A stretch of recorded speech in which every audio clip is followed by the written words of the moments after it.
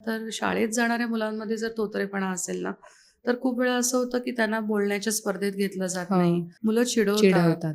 किंवा त्या मुलांना कुठेतरी एक असा कॉम्प्लेक्स यायला लागतो, न्यूनगंड येतो, की मला काहीच येत हो, नाहीये का? हो. तर इथे परत मी म्हणेन, की पालकांचा आणि शिक्षकांचा पण रोल खूप महत्त्वाचा आहे, अगदी. की अशा मुलाला प्रोत्साहित करणं हे खूप गरजेचं असतं.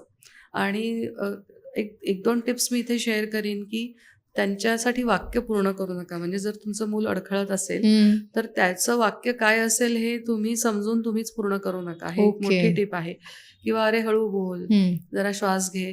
असे सल्ले कृपया देऊ नका. बरं. कारण त्या मुलाचा एकतर एक फ्लो निघून जातो आणि त्याचा स्वतःवरचा आत्मविश्वास जाऊ कमी होतो. शकतो.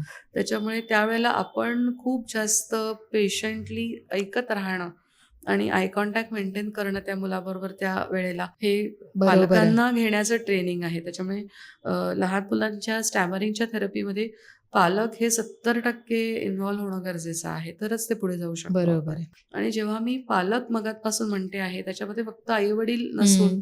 अ, घरी जर आजी-आजोबा असतील किंवा सांभाळणाऱ्या मावशी असतील किंवा जर ते मूल पाळणाघरात जात असतील, तर तिकडच्याही लोकांना अ, अ, म्हणजे आई-वडिलांनी सांगणं गरजेचं आहे, की आमच्या मुलासाठी आम्ही अशी-अशी थेरपी घेतोय, तर त्यांनी ह्या गोष्टी करायला सांगितल्यात. बरोबर. तर तुम्हाला जेव्हा वेळ मिळेल तेव्हा तुम्ही करून घ्याल का? हं. हे आपण कॉपरेशन त्यांना कडून मागू शकतो. म्हणजे ही मदत मागू शकतो.